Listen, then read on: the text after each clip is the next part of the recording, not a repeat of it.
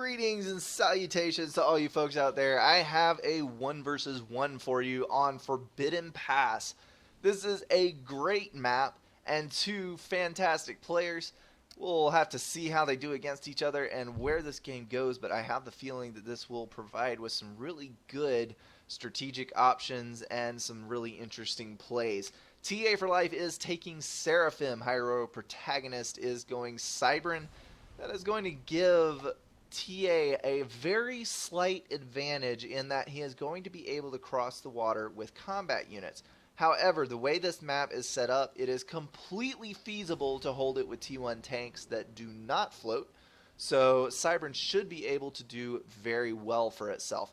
This map is slightly convoluted, it is symmetrical, however, it is kind of strangely laid out. There are a lot of tree clumps for reclaim, so you can do a light power build at the start, and not a lot of rocks that I see. Maybe, no, I don't think there are any, actually.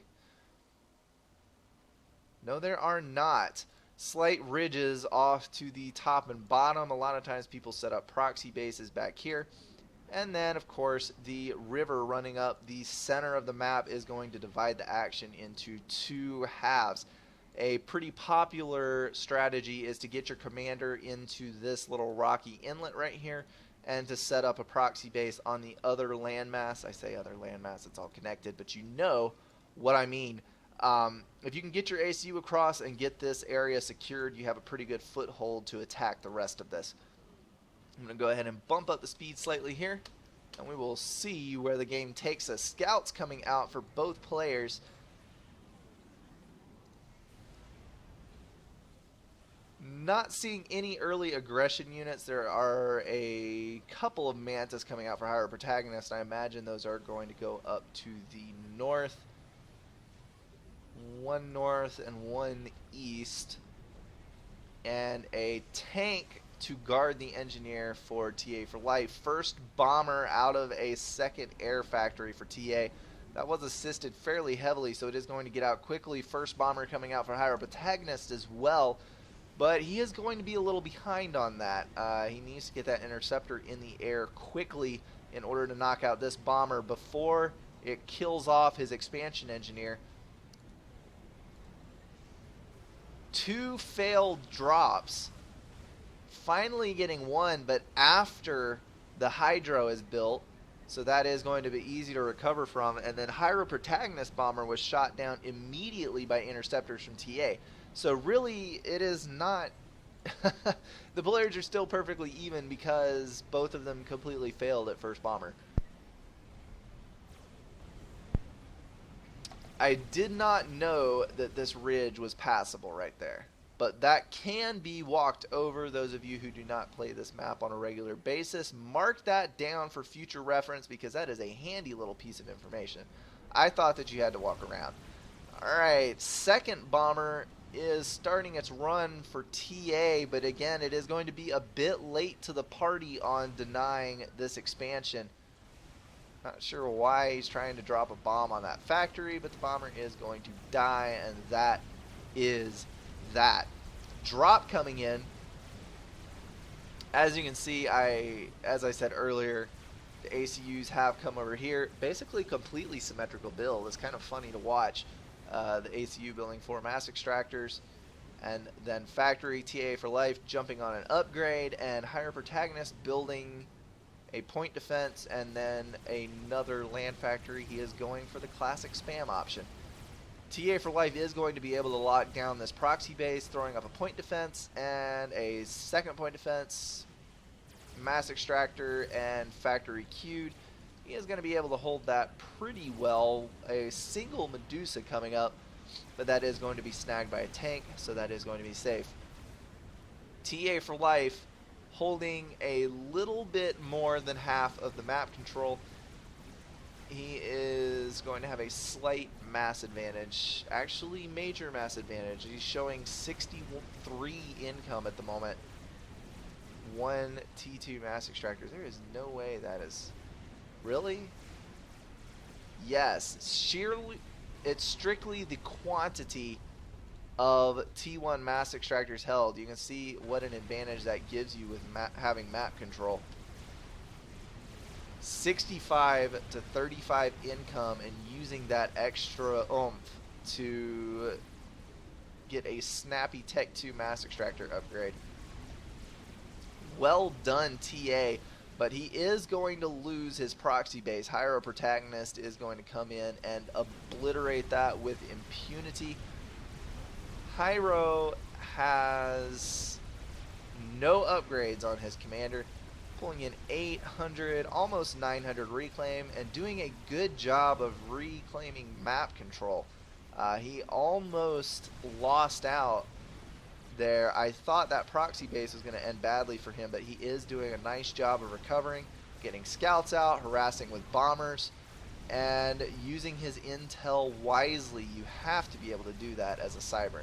So that is going very well for him. TA4Life jumping on a Tech 2 air upgrade, throwing out a bomber and a group of gunships, which is going to take a dive after the commander.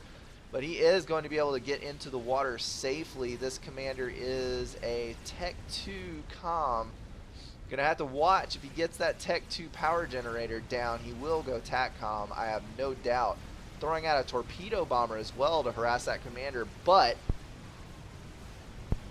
as we all know, with the air game, when you build too many combat units as an air, that means that you do not build as many interceptors. So you're basically handing air control to the other player after a certain point. He is going to kill all of your combat units, take air control, and then usually overcompensate by building his own combat units, which will in turn give you air control because you're building interceptors. So it's kind of a play that goes back and forth, back and forth. As we can see, it is now roughly even. Although Hiro Protagonist has done a fantastic job of knocking out that proxy base. He's going to need to get engineers up there ASAP to be able to claim that and get all of that yummy reclaim. TA4Life, as always, running really good reclaim numbers. And the air fight has now turned to favor TA4Life. Although TA has taken a huge hit to his mass production. He has also gone Tech 2 land. I'm trying to see if he has not upgraded another mass extractor. Yes, he has. One way over here, which is actually under significant threat from all these units coming up. Hopefully he will not lose it. Using T2 gunships and Ilshivas to deal with these Mantis. He just barely denied that land push. That is what you get when you take the T2 land upgrade, when you do not have enough units to hold the map. And he did take a dive on his production for a while there. However, he is going to be able to hold and hopefully begin expanding again. Once he gets a significant number of Ilshivas up, they will obliterate pretty much any number of Mantis. Tech 2 Air Factory going down for Hiro Protagonist. Actually, it's been down for a few minutes anyway because there's already been a Tech 2 Engineer pushed out and a Tech 2 Power thrown down. So Hiro is sitting in good shape as far as eco goes. TA4Life has slightly more power built, but is on just about the same page. He has a double T2 PGen. I would not be surprised at all if we see a TAC launcher upgrade on that commander soon. Hiro is going for an upgrade, standing right next to a Tech 2 commander. That is not the smartest thing I've ever seen. He is also hard mass stalling, so that upgrade is going to take a while. TA4Life could have built a couple of torp launchers to push him, to force him out of that upgrade, but he has opted not to and is instead going to take his T2 gun comm onto the shore while he does not have to worry about this ACU that is trapped in the water, and he is going to try to obliterate. He is not going to walk into the base. He is going to take up residence on the shore. And as you can see, these Ilshivas are slowly but surely reclaiming map control. We have a Tech 2 support factory over here, and that is pushing Ilshivas and then rebuilding the factories over there.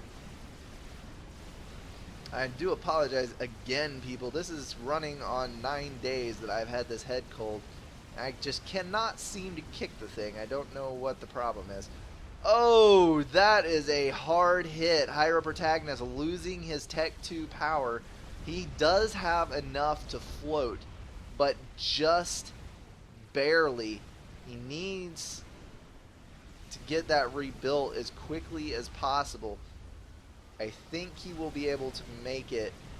No, he is going to experience a stall. That is bad, very bad. He has gotten T2 land up, and he was actually starting to come back a little bit and push the land control back towards his favor, but that power stall is going to hurt him badly. These Nosses are also a very good choice by TA4Life. Those things pack a ton of damage into a high area of effect single bomb, and they are quite good at their job. Honestly, I would say I probably prefer Corsairs because of their firing type, but Nosses are a close second.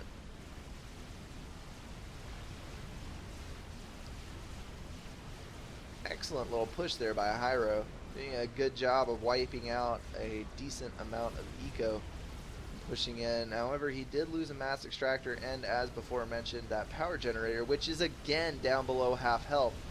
He needs to do something about that, although he does have bigger concerns. TA4Life has finally forced his way into the build power of Hiro, and he's going to wipe out those factories. Calm is in danger.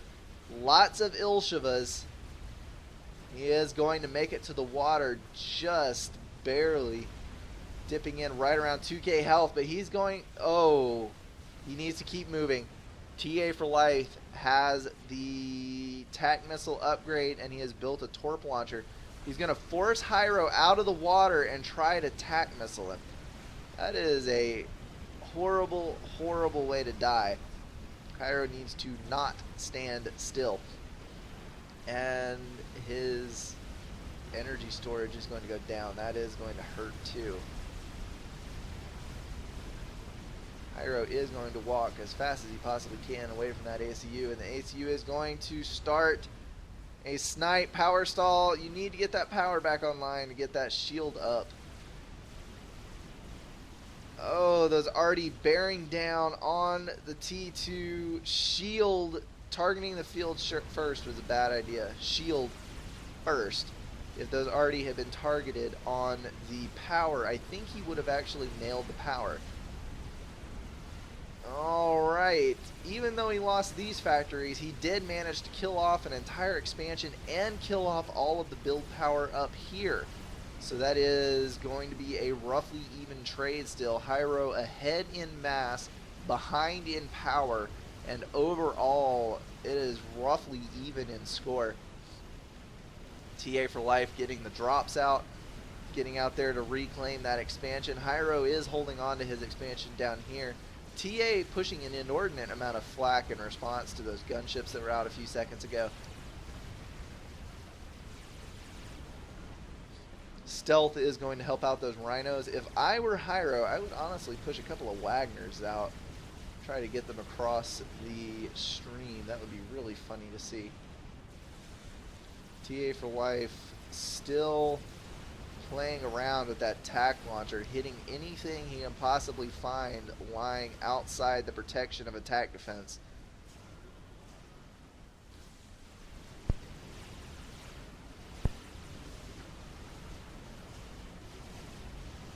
Excellent harassment by Hiro. I'm amazed how he is able to continually pressure TA, even though he has been slightly behind, it seems. I mean, mass and score-wise, he's been roughly even, but it just seems overall, as far as map control goes, Hiro has been fighting from behind this entire game, but he is doing an extremely good job of it. I'm very impressed with his management skills. TA insisting on holding this ground right here. He is going to keep his commander close to the enemy base at all times. I guess he really is keeping his enemies closer. Hiro is going to casually hang out over here, finally getting full regen on that comp, starting over with full health, but these Nosses are a problem. Obnoxious Nosses wiping out some mass extractors and then heading south to take care of that expansion. That is going to knock Hiro behind TA4Life on mass production for the first time in quite a little while. And dive in and look at the reclaim numbers on this. TA pulling in a whopping 30,000 reclaim as opposed to Hiro's 15,000. That is a running theme with TA4Life. Every time I cast a game with him in it, his reclaim value is some absurdly high number. I don't know how he manages to always get to the mass fields first.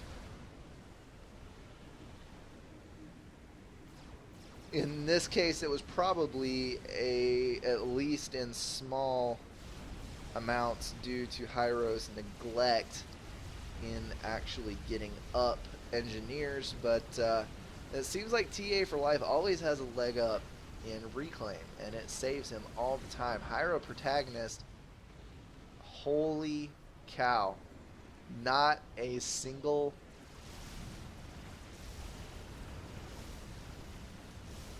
he reclaimed. Holy cow. Every single power generator, every single mass extractor sniped off by TA4Life with that TAC comp. That is brutal. Hiro protagonist pushed down to 60 power income and 3 mass production. No ability to do anything, and he has called it quits. That was an excellent game, though. Very well done by both players. TA4Life proving why he has the higher rank, doing a fantastic job with that TACCOM and then harassment with bombers. Hiro protagonist doing a very good job with counter harassment from Mantis that he had all over the map. Overall, just a really solid play from both teams. Alrighty guys, that is going to wrap it up for me. Hopefully you learned something from this cast. I definitely enjoyed watching it with you. That is going to wrap it up for this cast and for today. I hope you guys will tune in tomorrow to see what I have next. As always, thanks for watching.